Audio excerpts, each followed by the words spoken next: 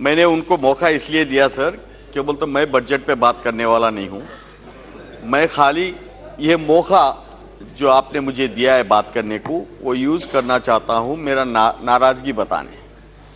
क्या बोलते, जब बजट का जो स्पीच हुआ है उसके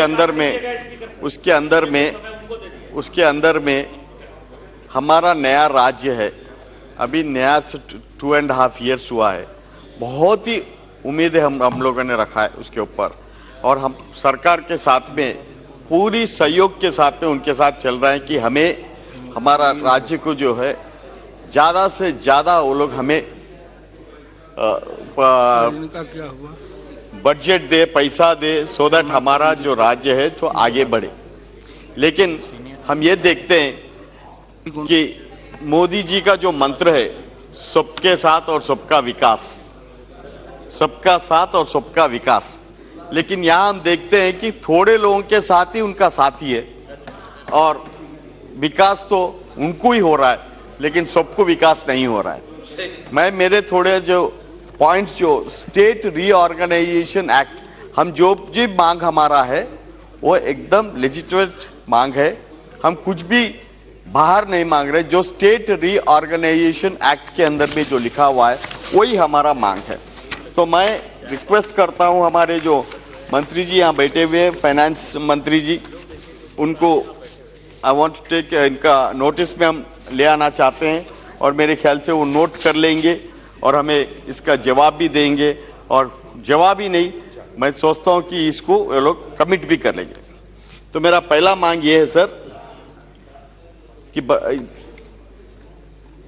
2 राज्यों को आपने, झारखंड और गुजरात, ये दोनों को आप जो ने बजट के अंदर में एम्स का अप्रूवल दिया हुआ है, लेकिन स्टेट रीऑर्गेनाइजेशन एक्ट के मुताबिक तेलंगाना के लिए एम्स का आपने उसके अंदर में प्रोविजन दिया हुआ है।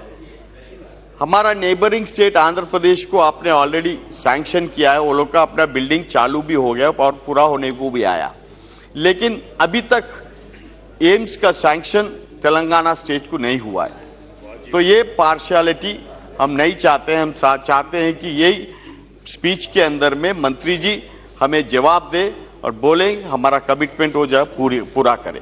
और दूसरा मांग हमारा ये है सर कि प्रधानमंत्री ji on the floor of the house उन्होंने बताया कि IIM, हर स्टेट को एक IIM दिया जाएगा, लेकिन तेलंगाना स्टेट के लिए हमने, हमारे मुख्यमंत्री जी आके वहां पर प्रधानमंत्री जी को अपना निवेदन किए, HRD मिनिस्टर को हमने निवेदन किए, हमारे फाइनेंस मिनिस्टर को हमने निवेदन दिए, लेकिन आज तक हमारा एम्स भी यहाँ पर नहीं हुआ है sir.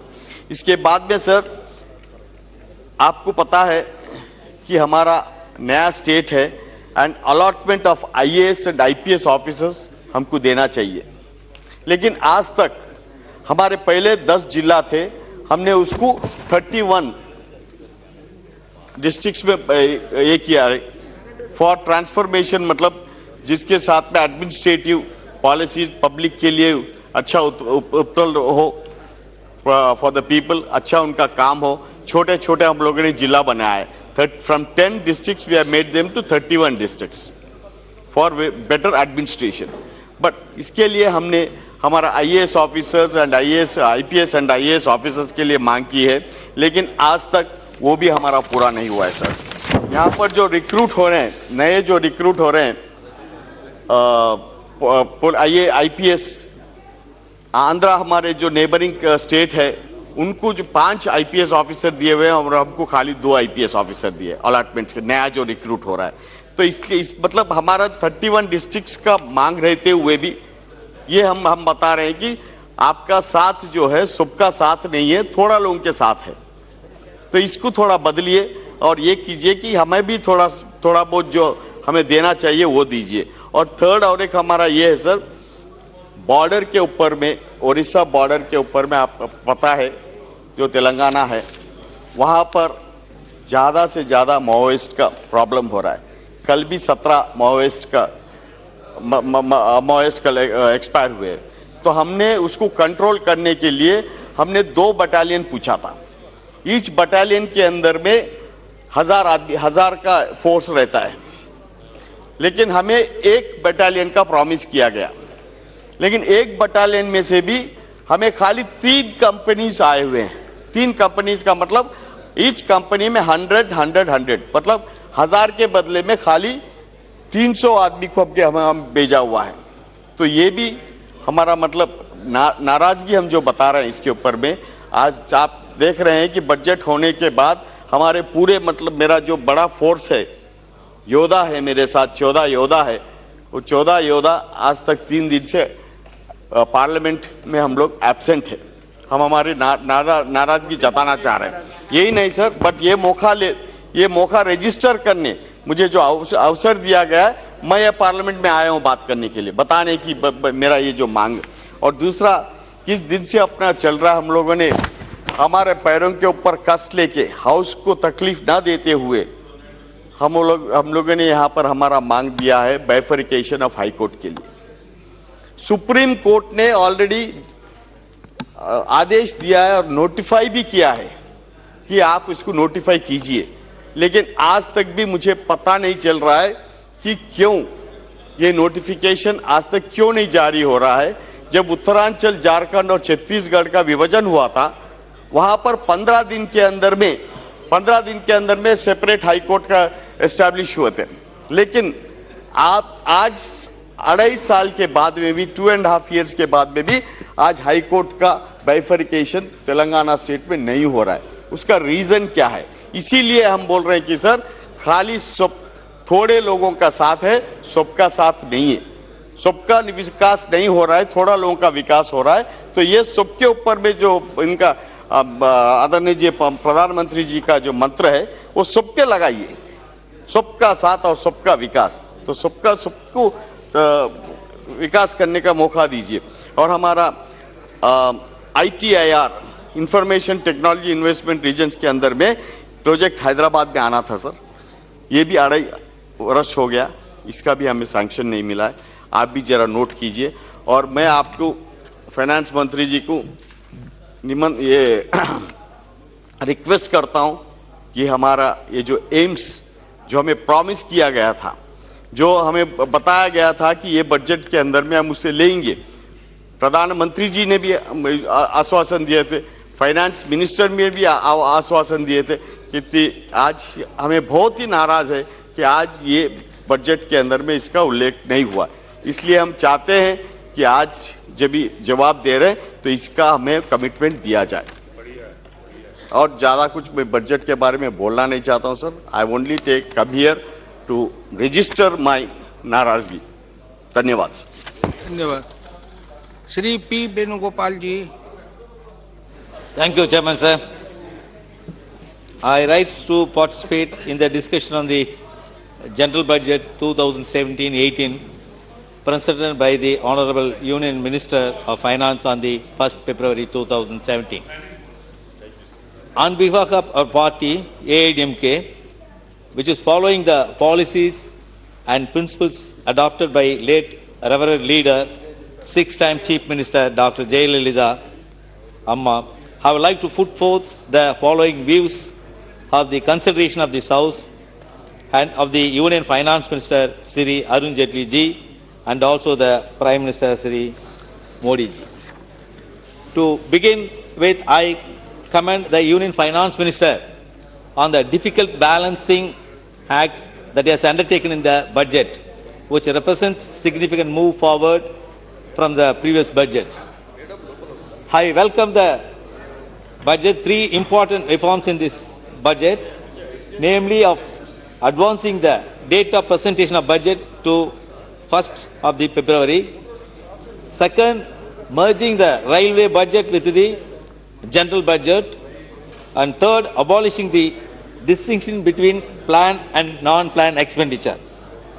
I am happy to note that the Union Finance Minister has heeded to the repeated calls of our Honorable Chief Minister, Dr. Jayalalitha, who had strongly advocated the idea of doing away with the artificial and irrelevant distinction between planned and non-planned schemes in the budget.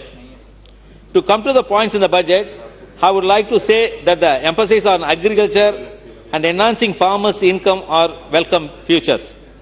While the finance minister spoke about the general view of growth in the agriculture sector, I am sorry to state that he did not highlight the acute drought situation which has affected agriculture in our state, nor did he allocate any fund for mitigating this.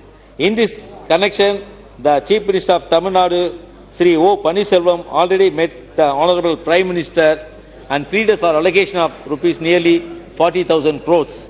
I request the Finance Minister to consider allocating the funds as requested by the Chief Minister of Tamil Nadu. While welcoming the enhanced agriculture credit target of rupees 10 lakh crores, I urge the Union Finance Minister to ensure that commercial banks in particular lend more against land and cultivation related documents and not as jewel loans, so that the availment of agriculture insurance is also simultaneously enhanced. I welcome the announcement of Mission Andodya, which is directed at lifting 1 crore families out of poverty. Such a focused approach to take poverty is what we have been attempting in our state. We also welcome the enhancement of allocation of the Manrega, the Prime Minister's Gram Chadak Yojana and the National Rural Livelihood Mission. We expect that with this, the ministers in the Government of India would be able to ensure timely and adequate release of pending funds to the states, including Tamil Nadu. In the area of education, we welcome initiatives like the Innovation Fund for Secondary Education. This would give greater flexibility to state governments to pursue strategies and implement schemes which are suitable and appropriate to local conditions. But we are seriously concerned about the implications of proposals relating to the national testing agencies to conduct national entrance examination. Tamil Nadu's stance on examination like the National Eligibility and Entrance Test, that is NEET, for medical admission is well known. I urge the Government of India to ensure that national level testing is not imposed or forced in states like Tamil Nadu, which already have transparent, fair and robust system of admission based on a school living examination which is conducted with unimpeached integrity. In the health sector, we welcome the proposal to create an additional 5,000 PG seats and to strengthen health sub-centers. However, we are skeptical about the proposal for structural transformation of medical education. The draft Medical Council Bill proposed by the Nidhi Aayog has a number of problematic features which diminish the powers of state government and also discriminate against the state like Tamil Nadu, which is relatively advanced in medical education. Hence, I would urge the Government of India to take up structural reforms of the medical education sector only after adequate consultation with the state government and all stakeholders. We welcome the enhanced allocation of welfare of scheduled castes, scheduled tribes and minorities. I hope that with the substantial enhancement of funds for the welfare of the scheduled caste, the long pending arrears for the post-matric scholarship scheme for states like Tamil Nadu would be speedily cleared.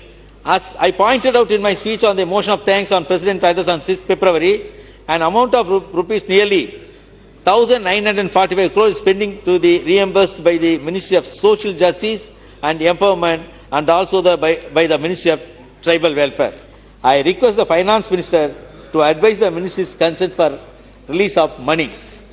The abolition of FIBP, that is Foreign Investment Promotion Board, is a welcome move and would ensure faster clearance of foreign investment projects and would benefit a state like Tamil Nadu, which is a favored destination for foreign investments. As the House knows, late lamented Chief Minister of Tamil Nadu, Dr. J. Jayalalitha, has inaugurated Global Investors Meet in our state in the September 2015, which attracted a record investment of rupees 2,042 lakh crore. 2.42 lakh crore. The present step of Finance Minister to abolish FIB will definitely boost our state, which we welcome. The Union Finance Minister announced that a new health protection scheme would be launched to provide insurance cover for poor families that require hospitalization. We welcome this move and request the Government of India to converge its new scheme with similar schemes that our state governments may already be implementing, like the Chief Minister's Comprehensive Health Insurance Scheme in Tamil Nadu. It is disappointing that the budget 2017-18 has not made any announcement on the implementation and funding of this scheme. The taxation measures indicated in the budget, in particular the reduction in the rate of corporate income tax for MSMEs to 25%, is very welcome measure. The Tamil Nadu has the largest number of MSMEs in the country, and the reduction of tax rate would boost this sector. Chairman sir, coming to railways, which is not going to have a separate budget from this year onwards, I have the following points to make. I welcome the announcement of Railways Safety Fund, Rail Raksha Kosha, which substantial allocation of rupees 1 lakh crore. I especially welcome the announcement of regarding elimination of all unmanned level crossings in broad gauge section by 2020. It appears that the funds allocated by the railways for passenger amenities, especially in the Southern Railway, is very meager. This will affect the work of passenger amenities in the states of Tamil Nadu, Kerala and Puducherry. Hence, I request the allotment of sufficient funds for this purpose. I also feel that during the 3 years, there is no progress in the new line projects, including Kerala also. Yeah. In the Avadi-Sriperumbudur line of 60 kilometers, against the sanctioned cost of rupees 839 crore, only rupees 10 lakh has been allotted this year. Secondly, in the Attipattu-Pudur line, that of 88.3 kilometers, against the sanctioned cost of rupees 517 crore, only 5 lakh has been allotted this year. With this meager allocation, it will take decades to complete this project. I request the Finance Minister to see that adequate funds are allotted to these projects for completing them early. There is an essential need to have third and fourth lines between Attipattu and Gumbudipudi to ease the traffic congestion. I request that this project may be sanctioned early. Coming to railway accident, it is stated that the railways have relaxed the periodical checking of train formation. It is also stated that the faulty design of coaches is leading to accident. It is pertinent to quote the media reports that the Commissioner of Railway Safety has concluded that coach defect is a major reason for derailment. Hence, I request the railways may restore the earlier frequency for maintenance. For post of keyman, that is track maintainer grade 1, who daily inspect the track, sufficient force are not sanctioned, resulting in stop deputed on ad hoc basis. Keymen inspect track by daily patrolling to detect rail or weld fractures and to tighten the fittings. This will affect the safety of travelling public. Moreover, goods trains are permitted to run with a carrying capacity of plus 8 to 10. That is, each wagon is loaded with 10 tons of excess weight. This policy of excess loading is not permitted for road vehicles, and action is taken at the checkpost level. How can railway permit excess load, which will definitely cause overstressing of railway assets? Overstressing of rail is the reason for thousands of rail fractures, which endangers railway safety. At Avadi railway station, the level crossing situated at this place is not open for last 10 years, since there is continuous train traffic. Hence, I request the Railway Ministry to consider an ROB at this place in lieu of level crossing at Avadi railway station. At the cost of repetition, I would like to point out that the essential needs regarding railways, which I mentioned in my speech in President address. The policy of recruitment, Group C and D posts in defence and railways needs immediate review. In railways, for the posts in Group C and D in Tamil Nadu, only 5% of the candidates are selected from the Tamil Nadu and the rest are picked from the other states. If you consider the whole of Southern Railway, which includes parts of Kerala, Andhra Pradesh and Puducherry, this figure may not go behind 10%. This has been going for several years now. This not only deprives the local people from getting jobs in their own areas, but this is also seriously jeopardizing the safety and security of rail passenger. For example, if a person from other states is posted as a gangman or trackman or track maintainer in Tamil Nadu, he may not be able to perfectly patrol the tracks because of language issue. Whereas if a person from the same state is posted, he can very easily identify the intruder and create an alarm in case of any mischief by others. If an outsider is handed down this job, it may lead to safety issues. There is also a persistent demand that government should do away with the centralized RRB examination and to take action to recruit local candidates for Group C and D posts. There is also a general impression that the centralized RRB recruitments are led to scams in the past, and so it is requested that exams may be held by regional recruitment boards. There is also a demand to hold such exams in the regional languages to ensure their fair and just chance to the poor people. I request the Honourable Railway Minister to kindly look into this and come to with the amendment policy for recruiting person. Chairman sir, for your kind notice, for the last many years, there have been hundreds of fake candidates who appeared in the recruitment to ordnance factories, especially in Avadi, Chennai, and also in the railway board exams. The case were registered against them, but no action has been taken. There is no mechanism available to ensure that such incidents do not occur in future. With this, I conclude. Thank you, Chairman. धन्यवाद. Shri P Karunakaran ji. Thank you, sir. Sir, I would participate in the discussion of the general budget presented by our Honorable Finance Minister, Sri Arun Jaitley. Sir, the budget is not merely a balance sheet of the tiling assets and liabilities. It is something more that it should have a vision. We should assess or commend the budget with this objective, both perspective and also the annual. The major objective of the budget should be to make social changes, reduce the gap between the rich and poor, uplift the down people, the problem of the Dalit minorities, other backward classes, women has to be taken seriously. Sir, the presentation of the budget was really very beautiful, very attractive. But at the same time, when we have gone to the budget, we haven't got such an inspiration that the allocation and other issues, that is not so much as we see in the budget presentation.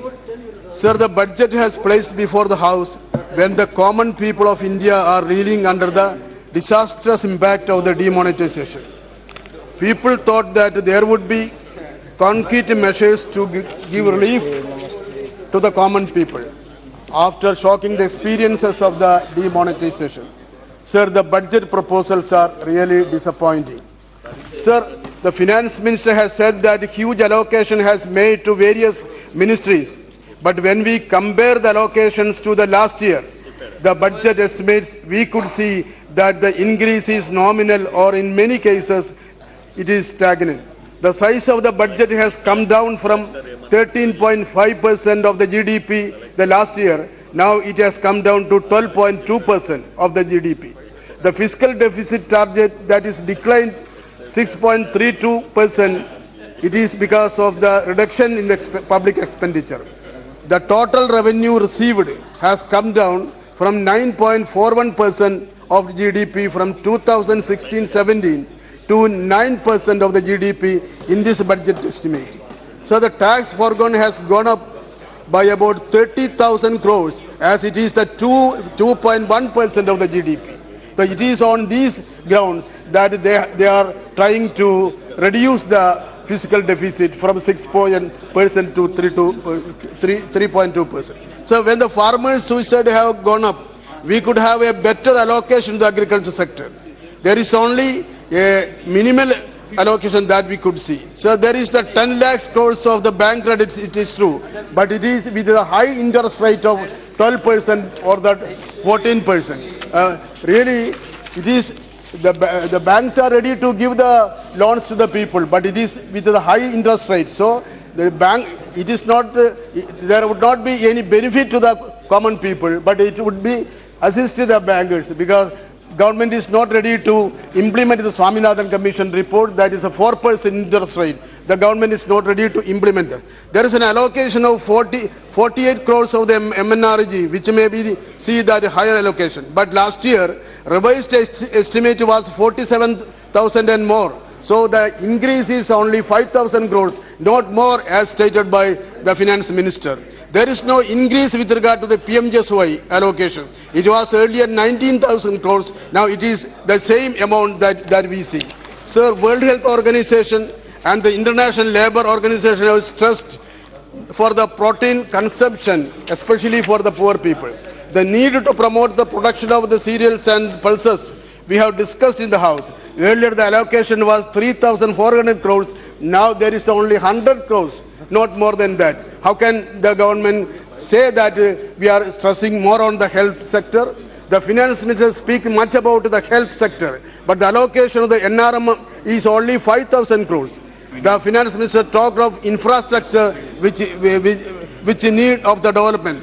Though we see a big figure, you see that the capital expenditure of the government has fallen from 1.86% of the GDP, that is in 2016, to 1.84% of the GDP in 2017-18. Then how can we say that there is a big investment in that sector? Finance Minister also speaks much about the transfer of the funds of the states. States are suffering especially due to the demonetization. Since the GST is not finally implemented, state governments are not in a position even to frame their budgets. The allocation to the states are not sufficient to meet the demands. The transfer of the funds to the states, earlier it was 9.25 crores, now it is 9.84 lakhs. How it is very meager amount to the state. The Sarva Shiksha Abhiyan, which needs more attention, but the budget allocation is only 1,305 crores only.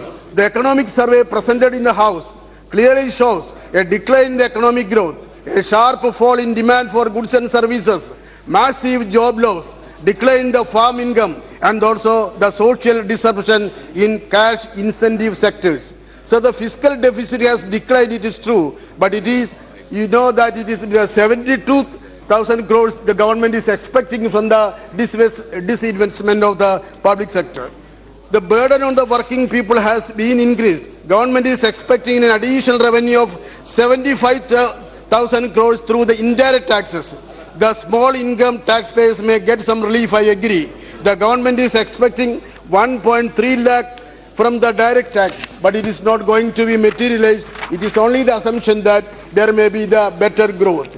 Though the prices of the crude oil in the international market has come down, the government is depending on the revenue receipts on the higher excise duty on the petroleum products. In the time of the UPA government, the crude oil price has gone up to 148 in some times. It has come even to the $30 now, and again it has gone to $50 per barrel. But the government was not ready to transfer the benefits to the common people. Every day or every week, they increasing it. For the last 1 year, they have increased the excise duty on petrol 13 times and the diesel 12 times. So you are really looting the people. The burden is on the people, the common people. Finance Minister has announced a housing scheme. It is seen that it is attractive, but you see in the name of the name of the house, that is for the affordable income, there is a danger behind this, that the land acquisition, there should be the exemption in the Land Acquisition Act, and also the concession should be given. the concession should go to the builders and the corporates, not to the common people. So when we see that this is a good scheme, but at the same time the benefits goes really to the builders and the contractors, not to the common people. The proposal to reduce the tax for the MSME with the turnover of the 50 crores may also open a new avenue for the corporate tax evasion. Sir, the reduction of the income tax from 10% to 5%, also and also limit to 2.5 to 5 lakhs would give some relief, it is true. But in order to compensate the loss of the revenue, Finance Minister has imposed surcharge 10% and also the 15%. Accordingly, the budget proposal 1.48% of the total budgetary outlay is allocated to the welfare of the ST. Only 1.48. There is no increase. And also 2.44 for the ST. Sir, this is below the share of the SC and ST population, and the amount under the general budget is only 5.3%. The SC population comes about 16.6%. For the budget allocation is only 2.44%. And the ST population comes about 1.48%. And the budget allocation is only the ST population 8.6, and it is only 1.48%. It means that we are not giving any importance to the SC and ST people. The Prime Minister has announced has declared the demonetization on the 8th November. There is much discussion on this issue, so I don't want to go to the details because there is due to the shortage of time. But you see that almost all the eminent economists, including Dr. Amrdasan and the former governor Sri Jagannath Rao and also the former governor Sri R.K. Raghavan, all have fully negated the proposal of the Prime Minister, but the Prime Minister has given that. So I want to know on this issue, because the Reserve Bank governor say that I can't say that what is the black money that or the money has come. Finance Minister, when we asked yesterday, he said to me that you are the Marxist, you don't know. But he was not ready to give the answer that how much money has come. When the Prime Minister has come, he was not ready to answer. And when the President's speech has come, we are not able to give. Sir, whom we have to ask how much money has come, then what was the need of this drastic step that the government has taken? We are not against taking any action against the black money or the fake notes, but you have to realize the fact, and also you have to declare or to say to the House that whether this action is needed to take the black money.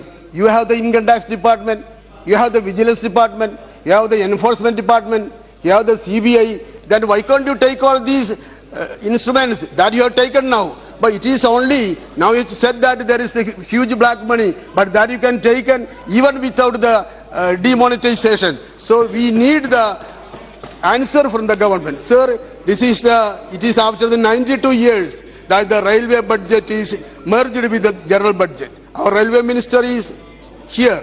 The decision has really diminished the importance of the railway and also the discussions. The significance of the Indian Railway and its discussion in the House has really gone. The Kerala has been neglecting for a long time with regard to the railway development is concerned.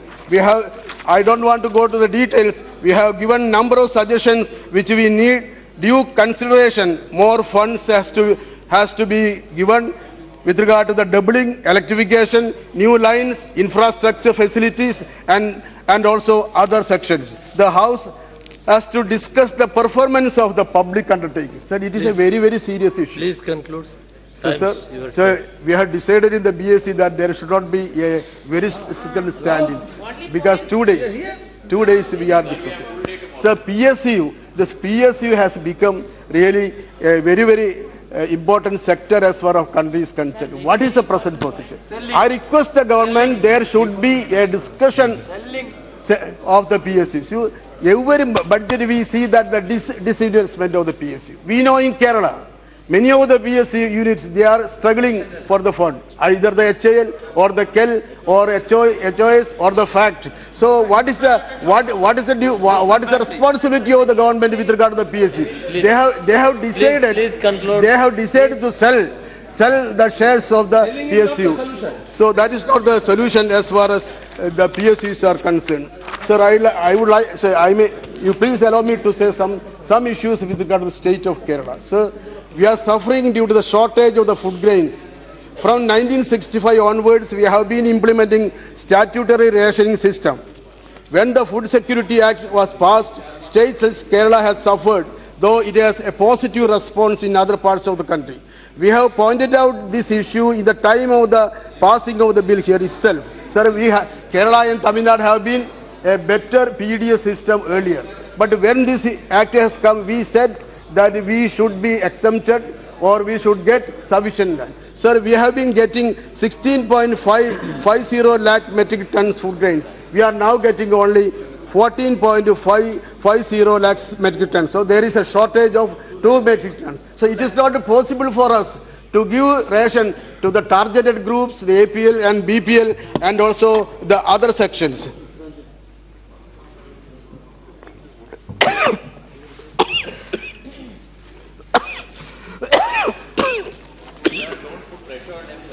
No. Have your way, sir.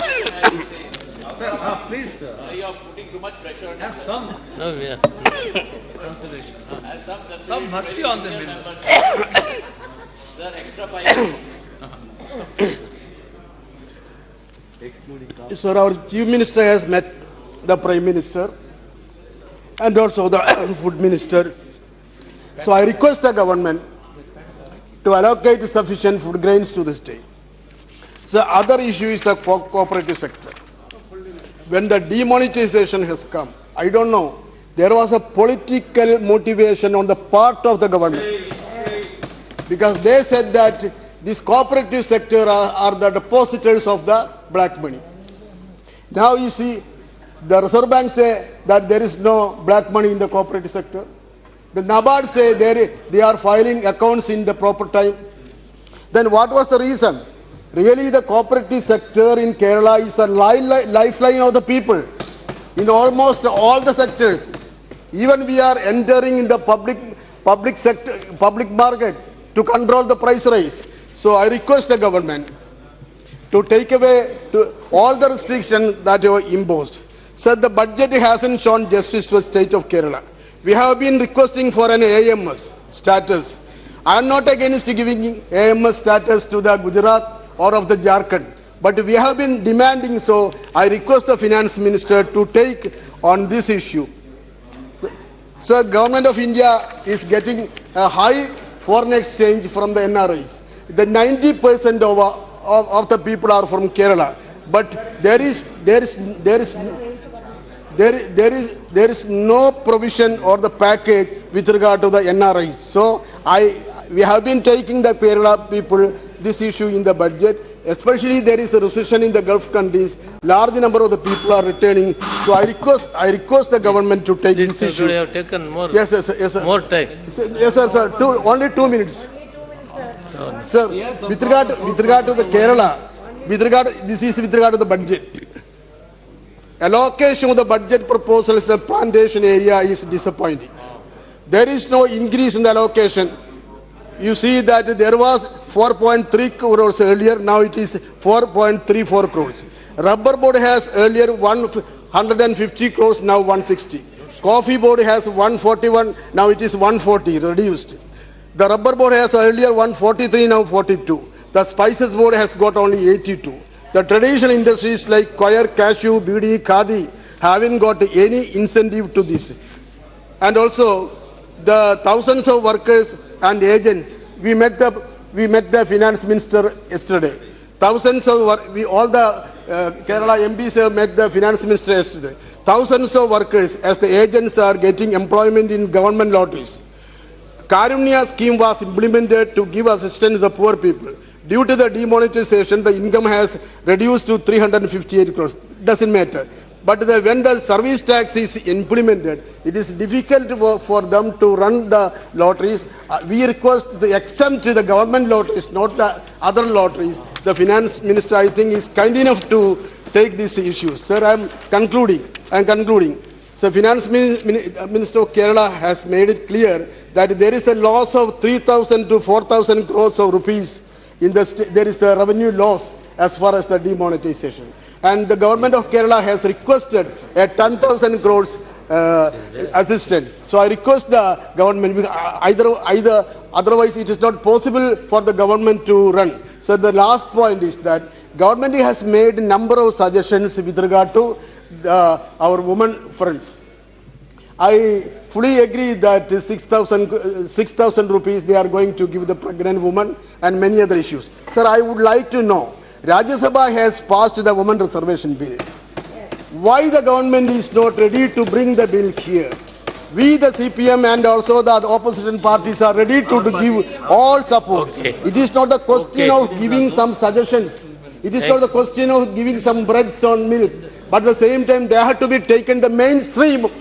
They should be in the decision-making bodies. That is the parliament. That is the legislative assembly. So I want to know from the government whether you are ready to give the women reservation bill in this house. Then we fully support at any cost. We are ready to give all support. It is words I conclude. Sri Mithun Reddy.